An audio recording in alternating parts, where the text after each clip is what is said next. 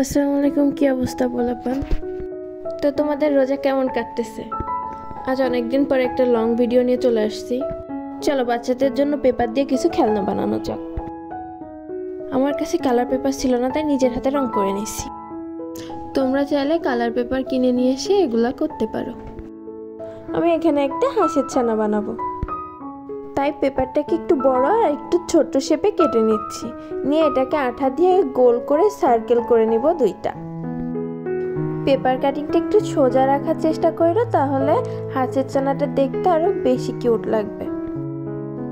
দুইটা সার্কেল তৈরি হয়ে গেলে দুইটা সার্কেলকে একে অপরের উপর চিপকাই দিব আঠা দিয়ে। এবার এক টুকরো কাগজ নিয়ে হাঁসের মুখ তৈরি করব। এখানে একটু খেয়াল করে দেখতে পাবে আমি হাঁসের ঠোঁট দুইটা তৈরি করে নিয়ে একটু ফোল্ড করে নিয়েছি, যাতে ওই জায়গাটা আমি আঠা লাগিয়ে সেটা ঠোঁট হিসাবে এখানে বসাইতে পারি। আর হাঁসের ঠোঁট দুইটারে উপরে ছোট সার্কেলের সাথে বসাবো, কারণ নিচের বড় সার্কেলটা তার দেহ। এবার পাটাকে কেটে নিচ্ছি। পাটাকে আমি সুন্দর করে শেপ দিব, যাতে দেখলে মনে হয় যে না আসলে এটা হাঁসের পা। এবার বড় সার্কেলের নিচে আমি পা দুটোকে সুন্দর করে আঠা দিয়ে লাগিয়ে দিব।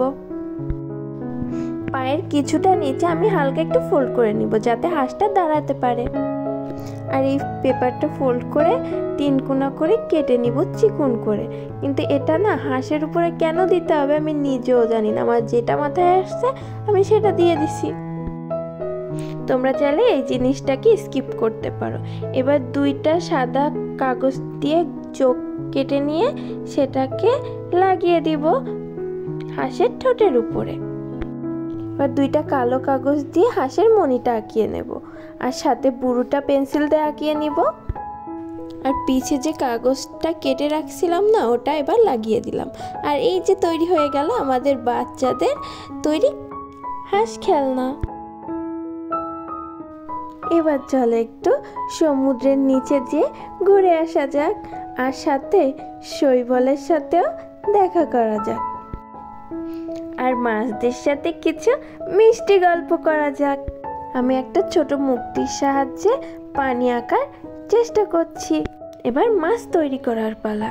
মাছ তৈরি করার জন্য একটা চিকন পেপার কেটে নিব এবং সেই পেপারটাকে এপাশ আর ওপাশ করে ফোল্ড করব। ঠিক যেমন ছোটকালে কাগজের পাখা বানানোর জন্য যেমনভাবে ফোল্ড করতাম। সুন্দরভাবে ফোল্ড করা হয়ে গেলে ওটাকে মাঝখান থেকে সমানভাবে ফোল্ড করে আঠা লাগিয়ে নিব। এবার মাছে চোখটাকে বসিয়ে দিব।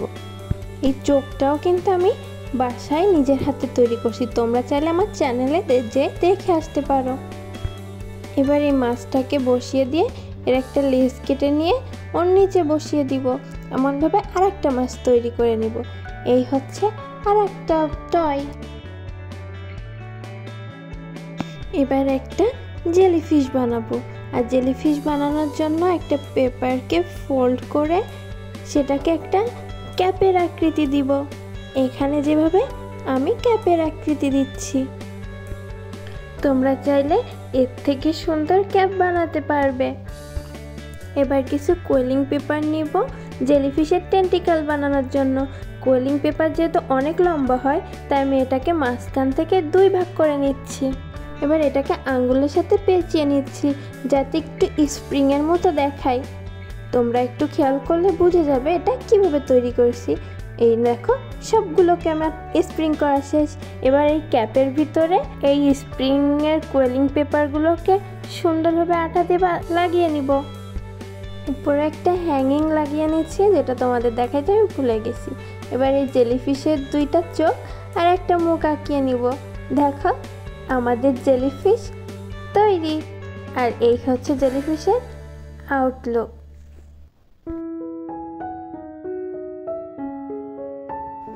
চলো এই টয়লেট রোলের কাগজটাকে একটা প্রজাপতি বানিয়ে দিই। সে টয়লেট রোল তো সবার বাসায় আশা করি আছে। সেই টয়লেট রোলের শেষ অংশটাকে নিয়ে আমি সুন্দর করে কালার করে নিচ্ছি। এবার এক টুকরো কাগজ নিয়ে সেটাকে 2 ভাঁজ করে একটা প্রজাপতির ডানার শেপ দিয়ে নিব। পেন্সিল দিয়ে আউটলাইনও করতে পারো, আবার ডাইরেক্ট কাটতেও পারো। আমার পেন্সিল দিয়ে আউটলাইন করা ভালো হয় নাই, কিন্তু কাটাটা আমার কাছে অনেক ভালো লাগছে।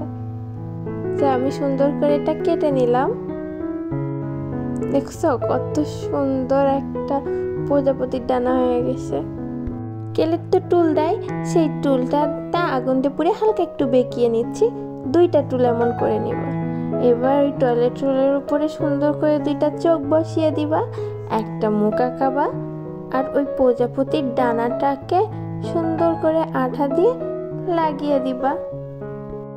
এখানে আমি একটা ভুল করছি, প্রজাপতির ডানাটাকে 2 ভাগে কাটছি, যার কারণে আমার প্রজাপতিটা একটু বেঁকিয়ে গেছে।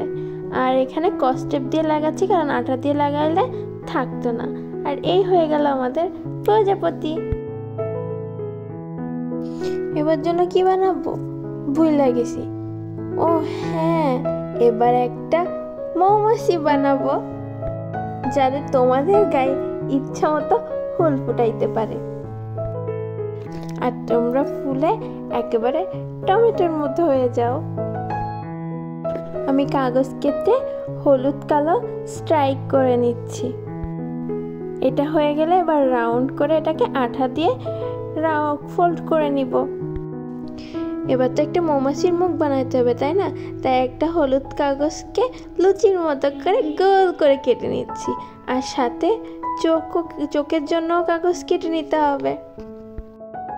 কাটাকুটির কাজ শেষ হলে জায়গা মতো চোখ দুটাকে বসিয়ে দিতে হবে। এবার চোখের কাজ শেষ হওয়ার পরে চোখের আইল্যাশ আঁকাইতে হবে, সাথে একটা মুখ আর ছোট ছোট টিম্পল। বাট এই টিম্পলটা আঁকানোর পরে আমার মৌমাছিটাকে না বুড়ি দেখাচ্ছে। আচ্ছা, মৌমাছির কি কান হয় বলো? তারপরেও না আমি এখানে কান বসিয়েছি। এবার 2টা এন্টিনা বসাবো, আর এন্টিনার উপরে সুন্দর করে 2টা হলুদ লাভ বসিয়ে দিব। এবার মৌমাছির একটা তো পাখা চাই, না হলে মৌমাছিটা উড়বে কি করে বলো? না হলে তো পঙ্গু হয়ে যাবে। তাই ওর জন্য একটা পাখা বানাচ্ছি। পাখা না, ডানা বলে। এবার ওই পাখার উপর মৌমাছির ধরটাকে লাগিয়ে দিব, আর যে মাথাটা আগে থেকে বানিয়ে রাখছি সেটাকেও আঠা দিয়ে সেই ধরের উপরে লাগিয়ে দিব। আর এই হয়ে গেল আমাদের মৌমাছি। অনেক এদিক ওদিক ঘুরছি, এবার চলো প্রাচীন থেকে প্রাচীনতম যুগে চলে যাওয়া যাক। এই শেষ পুতুলটাকে একটা ডাইনোসরে পরিণত করা যাক। এই জন্য ডাইনোসরের মুখটাকে আঁকিয়ে নিয়ে কেটে নিব। আর আগে তো দেখেছো ওর বডিটাকে আমি কেটে নিয়েছি। দেখো, তোমাদের জন্য আজকে আমি 6টা টয় বানিয়ে দেখালাম। আর তোমাদের যদি ভালো লাগে তাহলে কিন্তু সাবস্ক্রাইব করবা। তোমরা না অনেক কিপটা, একটু সাবস্ক্রাইব করতে চাও না। আমি তো জানতাম ডাইনোসর নাকি দেখতে অনেক ভয়ঙ্কর হয়, তাই ভাবলাম ডাইনোসরটাকে একটু ভয়ঙ্কর করার চেষ্টা করি। কিন্তু আমি যতই ভয়ঙ্কর করার চেষ্টা করি না কেন, শেষমেশ সেই ডাইনোসর লাস্টে যে পুরো হ্যাপি হ্যাপি হ্যাপি হয়ে যায়। এই ডাইনোসরকে দেখলে মনে হচ্ছে এর থেকে আর হ্যাপি ডাইনোসর পৃথিবীটা 2টা না। এবার চলো কথা বলতে বলতে ডাইনোসরের পাটা কেটে ফোল্ড করে নিই। এইটা ফোল্ড করার কারণ কি জানো? যাতে ডাইনোসরটাকে দাঁড়াইয়ে দিলে সে দাঁড়াতে পারে। এবার পা দুটোকে সুন্দর করে লাগিয়ে নিলাম। পা 2টা না, 4টা। আর এই হলো আমাদের ডাইনোসর। আজ এই পর্যন্ত, আল্লাহ হাফেজ।